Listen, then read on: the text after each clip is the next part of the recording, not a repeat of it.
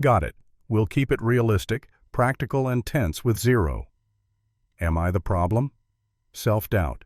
Here's the revised script-style confident narrator. Stress shows up as fatigue and strategy, not self-questioning. 3 squad cars rolled up to my house over a backyard BBQ. Not a fight, not fireworks, burgers, kids, a little music in the sun. And the woman who called it in, Brittany Caldwell, president of the HOA, stood on her driveway watching like she'd just won something. It was a normal Saturday.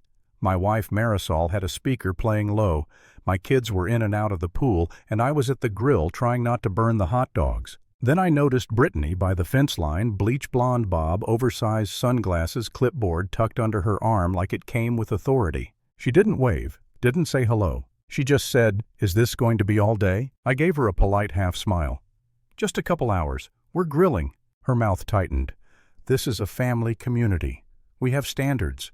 I nodded like I heard her, and I went right back to the grill, because in my head that was the end of it. It wasn't. Less than an hour later, a cruiser rolled up, then a second, then a third.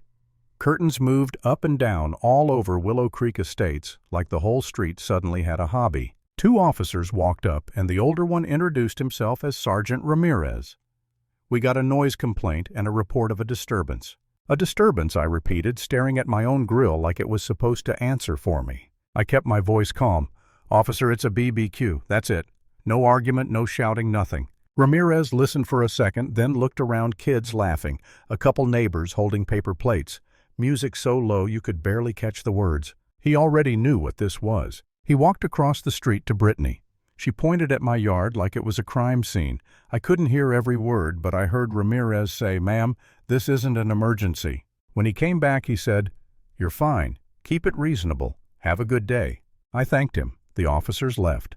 My friends tried to joke it off. But Brittany didn't go inside. She stayed there for another minute, watching, letting the moment hang in the air, police at my home over nothing. Then she turned and walked away like she'd completed a task. 2 days later, a notice showed up, taped to my front door in a clear sleeve like I was being served. Notice of violation. Not mailed, not discreet. Taped right where anybody walking by could read it. It claimed I violated noise and nuisance guidelines. It listed visible clutter because my kids' pool toys were in the yard. It flagged my grass as overheight. It even complained about my grill placement. Fine $200. Then $25 a day until compliance was confirmed. I didn't pace around wondering if I'd done something wrong. I did what adults do when somebody tries to shake you down. I verified facts. I measured the grass, under the limit. I took time-stamped photos of the yard from multiple angles. I recorded a short video showing the actual volume of the speaker from the sidewalk. Then I read the HOA bylaws line by line because Brittany clearly assumed nobody would. By the end of that night, I knew 2 things. 1, she was abusing the process. 2, she picked the wrong house to do it to. Over the next week, the letters multiplied. Unauthorized signage because my wife had a tiny flag in a flower pot. Improper display because chalk drawings were on my driveway. Architectural inconsistency because I replaced a busted porch light with one from a hardware store. Every letter had the same tone, cold, official, condescending. And every fine was designed to make you pay fast instead of fighting. So I stopped treating it like a neighbor dispute and started treating it like paperwork. I built a folder, sections, dates, photos, screenshots, copies of the bylaws highlighted in yellow. I emailed the HOA office requesting evidence photos for each violation, board approval records for the daily penalty, and the formal appeal procedure. I got a 1-line response: "Compliance is your responsibility." That was the moment it stopped being annoying and became personal. Not because my ego got bruised, because my family lived here. Because my kids shouldn't feel like they have to whisper in their own backyard. Because my wife shouldn't feel like a clipboard can erase her place in a neighborhood. So I requested a hearing. The community meeting room was beige walls, fluorescent lights, folding chairs. The kind of room where people act powerful because the setting is boring enough to hide the performance. Brittany sat at the front table with 2 board members. She looked prepared, stack of forms pen lined up perfectly, that same tight smile. When I walked in, she didn't look nervous. She looked excited. She called my name like she was announcing a verdict. "Mr. Carter, we're here because you repeatedly failed to meet community standards." I set my folder down gently and said, "Great. Start with the evidence. Brittany blinked. Excuse me? The photos, the documentation, the rule citations tied to each notice. Where are they? She shifted. We don't need. Yes, you do, I said, sliding a highlighted copy of the bylaws across the table. Your own rules require it. One of the board members, Tom, older guy. Tired eyes leaned forward and quietly asked Brittany, "Do we have photos for these?" Brittany's smile twitched. "It's not necessary because it is necessary," I said, still calm. "And the daily penalty, where's the vote record approving it?" Tom looked uncomfortable now. The other board member avoided eye contact. Brittany tried to pull rank. "The president has discretion." "Not like this," I said, tapping the bylaw section with my finger. "Discretion isn't the same as unlimited authority." Then I put the county parcel map on the table. Not dramatic, not theatrical. Just paper. "I want to confirm something else," I said. "Your property line appears to be right on the edge of the HOA boundary, possibly outside of it." The room went silent. Brittany's face tightened. "That's irrelevant." Tom stared at the map like he didn't want to but couldn't stop. "Brittany, what is this?" "It's public record," I said. "And it matters because you've been acting like the HOA is a personal weapon." They ended the meeting with the classic phrase, "We'll review and get back to you." Translation, they didn't expect resistance. Brittany didn't back off after that. She escalated. More notices, more complaints, more attempts to make my house look like the problem to anyone who wasn't paying attention. So I forced attention. The right way.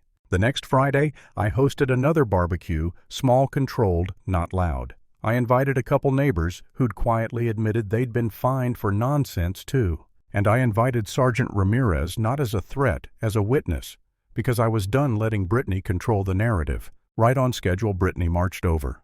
Clipboard, sunglasses, confidence. She didn't greet anyone. She just announced, "This is a violation. Shut it down." My kids went quiet. Conversation stopped mid-sentence. I stepped forward and asked, "On what rule?" She lifted her clipboard. "Noise, nuisance, unauthorized gathering. You were warned." I didn't argue. I didn't plead. I asked the only question that matters with people like her. "Are you here as my neighbor? Or as the HOA?" "The HOA," she said, proud. "Then show the authority," I said. "Show the bylaw that gives you the power to shut down a private backyard on a Friday afternoon." Her mouth opened, and nothing came out. And that's when Sergeant Ramirez pulled up to the curb. No lights, no show. Just the calm presence of someone who's already seen this pattern. Ramirez walked over, looked at the yard, then looked at Brittany. "Ma'am, are you the one making these calls?" Brittany's voice sharpened.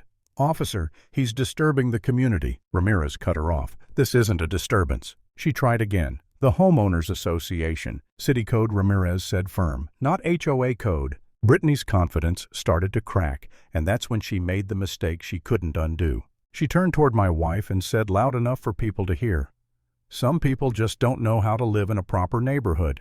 The street went still, because everybody understood what she meant, without her saying it directly. I didn't raise my voice. I didn't threaten her. I simply ended the game she thought she was playing. I pulled out my credential case and held it at chest height. "I've kept my work private. You brought this into my driveway."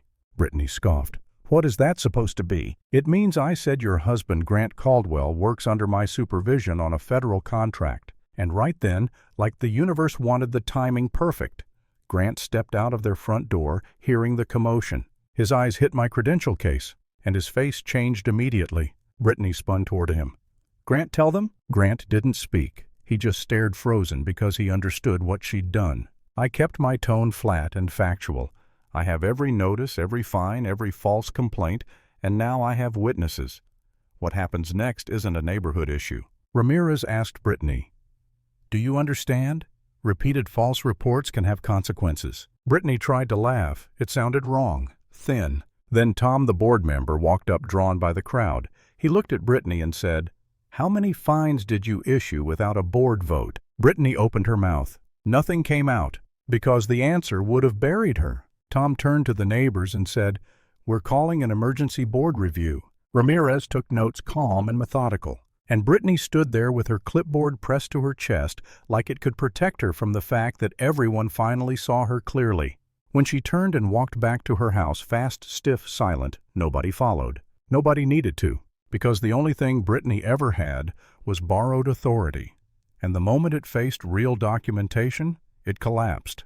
Some people don't respect rules until the rules start recording them.